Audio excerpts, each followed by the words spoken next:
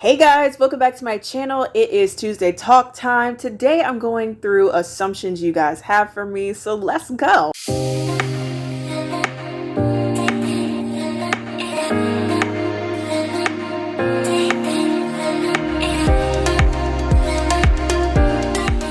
So the first assumption is number one, you go to church every day. Now this one is not true. A lot of people assume this about PKs and church kids, so I get it. But as of right now, I'm at church on Sundays, and then first and third Wednesdays, not every Wednesday. And occasionally when I just so happen to be with my parents at church and we're down there, which is very off and on for me. So 2 days a week, there's a good balance between friends, hanging out with family, and church. And so it's just a great balance. I will say growing up before Hurricane Michael happened in our city, I was at church a lot more often. While in school, it was Sunday morning service, then Tuesday night praise team practice along with the band because I was a church musician at the time on second and fourth Tuesdays. Then you had Wednesday night Bible study. And then during the summer, it was almost every day. Sunday morning service, Monday for office hours, second and fourth Tuesdays for praise team and band rehearsal, Wednesday night Bible study, off day on Thursday, office hours on Friday, and then an off day on Saturday. So pretty much 5 out of 7 days of the week I was at church. After Hurricane Michael, we only had church on Sundays, but watching Bible study with House of Hope Atlanta kind of filled in that missing space of Wednesday nights like I was used to. So yeah, I'm actually at church less than people think, and I'm actually like very, very available. Number two, you enjoy content creating. Absolutely. It is an enjoyable hobby of mine. I absolutely love that I wear many different hats in life. And maybe in one specific vlog, you might see me in my element as a church kid or a pastor's kid, or you might see me as a student or a friend or a sister. Then you might see me as a daughter, and just all these different types of things. And I love that each side of me relates to a different group or different category of people on my channel. And the point is, like, this channel shows all sides of me and my life. And you don't find many content creators who have sat in the same seat of life as me. And that makes us over here a rare find. Okay, number three, you share all your personal business. No, and I know it may feel like it and seem like it because I do tell you guys a lot, but if I don't want y'all to know anything, about a certain topic or situation that I'm, dealing with, I just keep my mouth shut. Like, that's basic common sense. But no, I don't tell you guys all of my business. There's a lot of things that I say or talk about up to my level of comfortability. For example, there's things that I've shared about my pop and my life and how it's been almost 3 months without them. And there's also many things that I keep to myself about this journey. And that goes for everything else that I've shared. Okay, assumption number 4. You're having a great summer. Now, I will say it is true to an extent. I will say that it's been a mix of happiness and heartbreak at the same time. Summer break has always been something that I've looked forward to. Summertime meant, being at my grandparents' house more often, celebrating my pop's birthday and going on vacation. And I'm still going on vacations this summer. I've gone on one. I'm going on another one next month. But just me not having paternal grandparents anymore during the summertime, like, I'm really trying to navigate this void because every summer was fun and my grandparents' house was the safe place to go and, the hot spot to go. And Pop's birthday is also coming up very, very soon, within June. And so as my grandmother's death anniversary. So I will be honest and say that I have been kind of working through a stage of loneliness. Like, although I'm with people and I hang out with people, I still feel like that missing piece all the time. And it's very, very weird in a sense. And I tend to be in my own world and in my mind.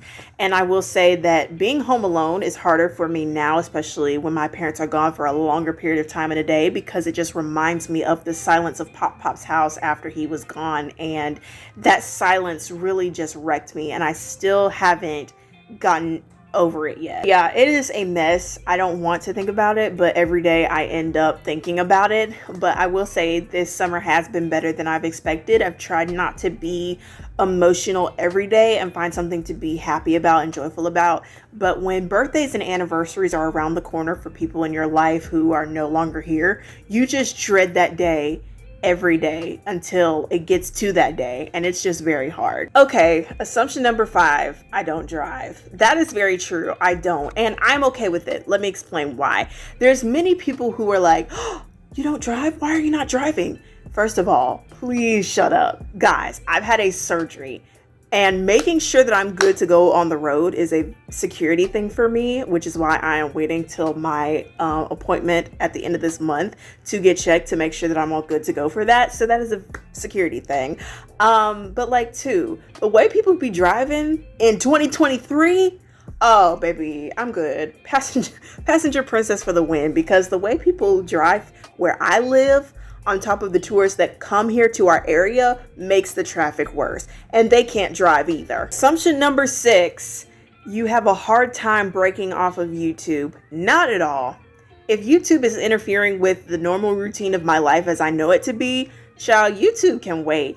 And here's the thing, if you really love the things or people you have relationships with, you would drop everything in a millisecond. Trust me. Okay. Assumption number 7, you fake being happy on this channel. Okay, it has only happened in very desperate measures. Let me explain. So on weekend recap, this was October 2022. This was the first week of October weekend recap. That Saturday, we ended the vlog. That was the day that Pop went into the hospital for his major heart attack scare.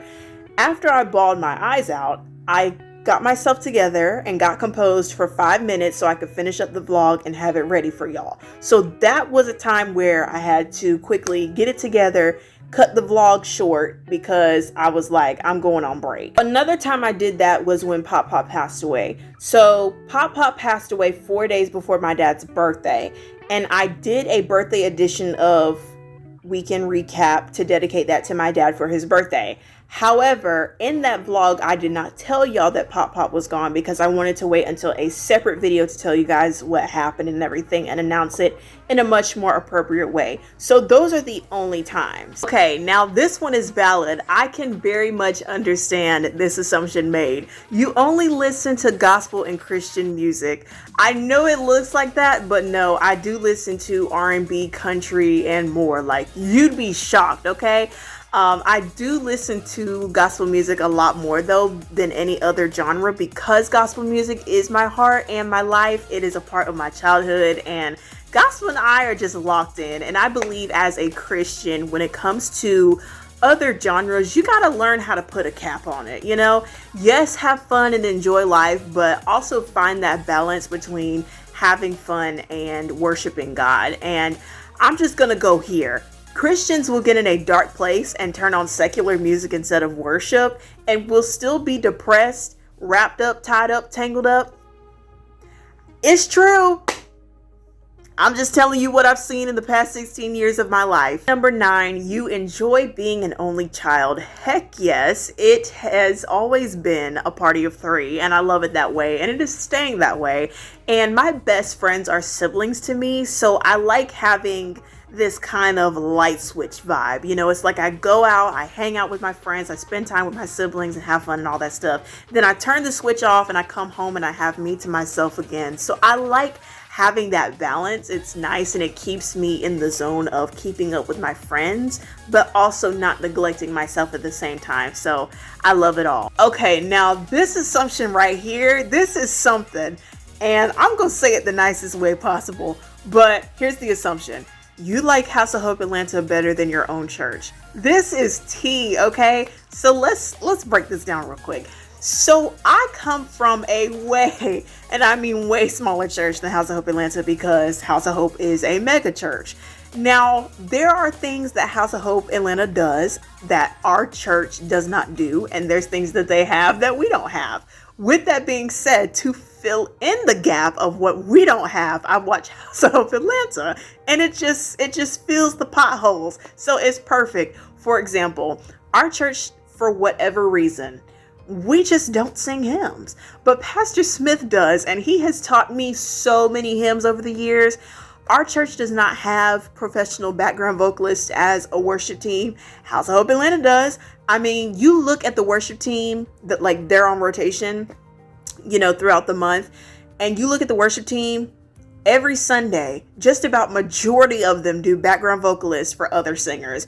Plus you find some of the best talent in Atlanta. And I'm just saying, House of Hope Atlanta has an 8-person band, organ, bass, 2 leads, aux, keys, horns, drums, and we don't have guitars, horns, or aux. Now, I'm not saying that praise and worship has to be perfect, because I do believe in heart posture and purity before perfection. I believe in God's presence before your performance. But when you have that dream team, worship team, and band like House of Hope Atlanta with singing and playing as part of their career and what they do, I mean, it's gonna sound good. And their ability to do songs that most churches wouldn't even touch because of skill level is gorgeous. So with that being said, yes, I still love my church. My church is amazing. You know, that's where my ministry journey began. That's, you know, just there's a lot of sentimental things about my church that is just my church. But when it comes to House of Hope Atlanta, they just take it up another level for me. And their church is like the blueprint of what I've always wanted in a church if I had the choice. And I like having that balance that I can, you know, watch House of Hope Atlanta and, you know, get filled and enjoy praise and worship and enjoy the service. And then I can come to my church and serve and work and pour into other people. So I like having that balance. This was fun doing an assumptions video. Hopefully you guys got to know me a lot better. I love y'all so much, and I will see you on Thursday for Thursday Thoughts.